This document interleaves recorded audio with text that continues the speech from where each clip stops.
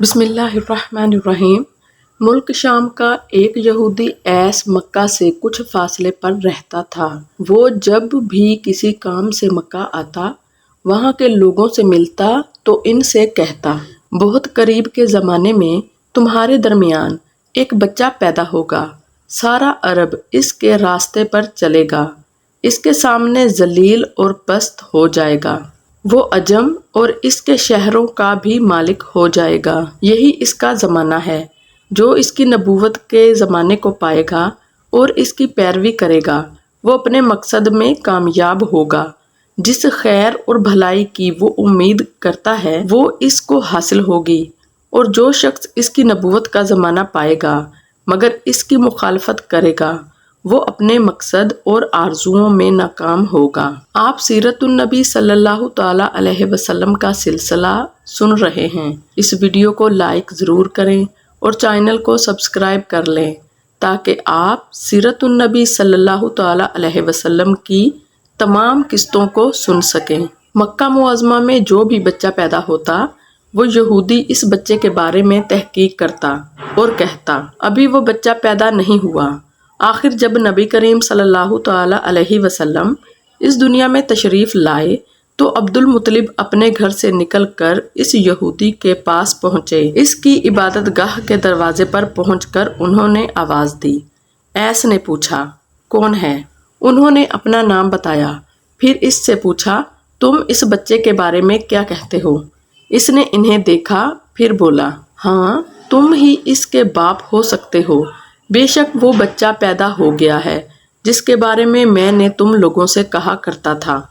وہ ستارہ آج طلوع ہو گیا ہے جو اس بچے کی پیدائش کی علامت ہے، اور اس کی علامت یہ ہے کہ اس وقت اس بچے کو درد ہو رہا ہے۔ یہ تکلیف اسے 3 دن رہے گی اور اس کے بعد یہ ٹھیک ہو جائے گا۔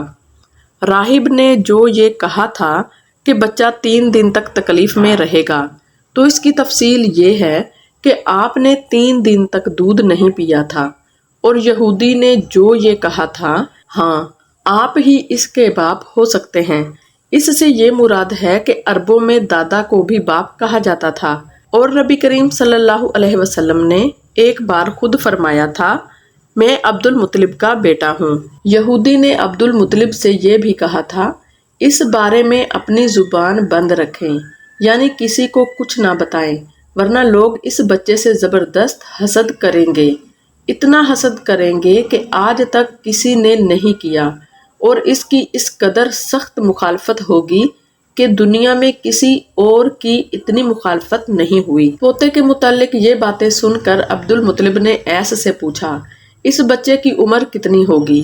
یہودی نے اس سوال کے جواب میں کہا، اگر اس بچے کی عمر طبی ہوئی تو بھی 70 سال تک نہیں ہوگی، بلکہ اس سے پہلے ہی 61 یا 63 سال کی عمر میں وفات ہو جائے گی، اور اس کی امت کی اوسط عمر بھی اتنی ہوگی۔ اس کی پیدائش کے وقت دنیا کے بت ٹوٹ کر گر جائیں گے۔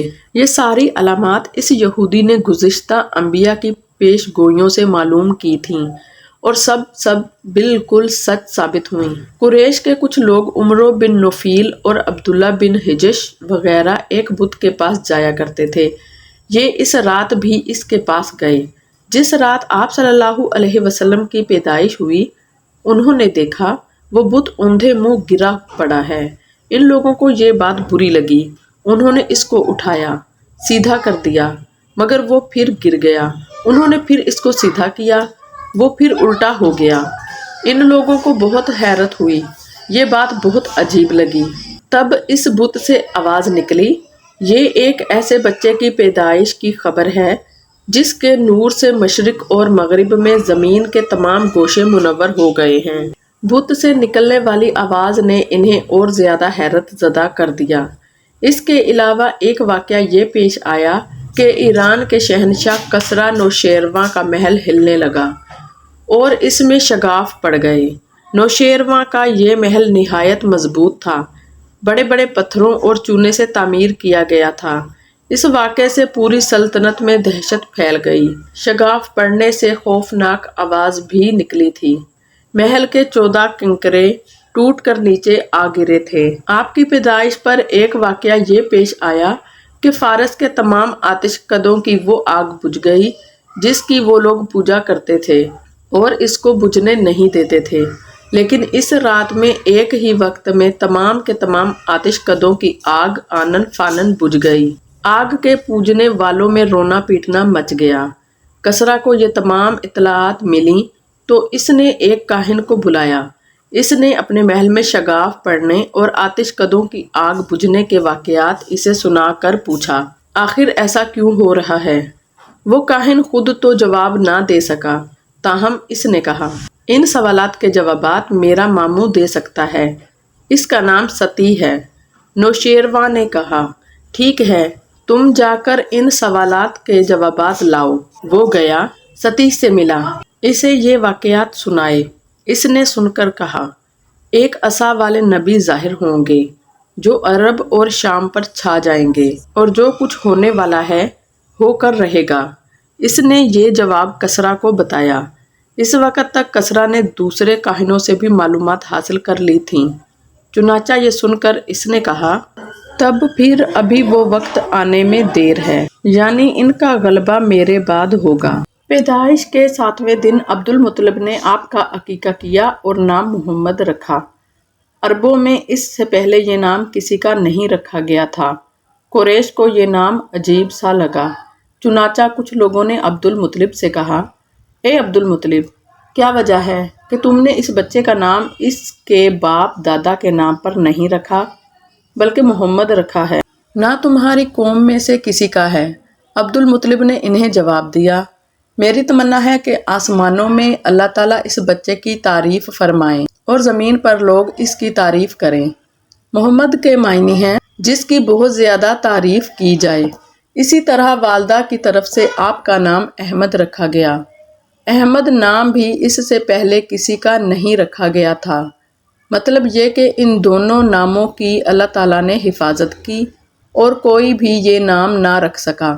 احمد کا مطلب ہے سب سے زیادہ تعریف کرنے والا۔ علامہ سہیلی نے لکھا ہے، آپ احمد پہلے ہیں اور محمد بعد میں، یعنی آپ کی تعریف دوسروں نے بعد میں کی۔ اس سے پہلے آپ کی شان یہ ہے کہ آپ اللہ تعالیٰ کی سب سے زیادہ حمد و ثنا کرنے والے ہیں۔ پرانی کتابوں میں آپ کا نام احمد ذکر کیا گیا ہے۔ اپنی والدہ کے بعد آپ نے سب سے پہلے صوبیہ کا دودھ پیا۔ صوبیہ نبی کریم صلی اللہ علیہ وسلم کے چچا ابو لہب کی باندی تھیں۔ ان کو ابو لہب نے آپ کی پیدائش کی خوشی میں آزاد کر دیا تھا۔ صوبیہ نے آپ کو چند دن دودھ پلایا۔ انہی دنوں صوبیہ کے ہاں اپنا بیٹا پیدا ہوا تھا۔ آپ کی والدہ نے آپ کو صرف 9 دن تک دودھ پلایا۔ ان کے بعد صوبیہ نے پلایا۔ پھر دودھ پلانے کی باری حضرت حلیمہ سعدیہ رضی اللہ تعالیٰ عنہ کی آئی۔ حضرت حلیمہ سعدیہ رضی اللہ تعالیٰ عنہ اپنی بستی سے روانہ ہوئیں۔ ان کے ساتھ ان کا دودھ پیتا بچہ اور شوہر بھی تھے۔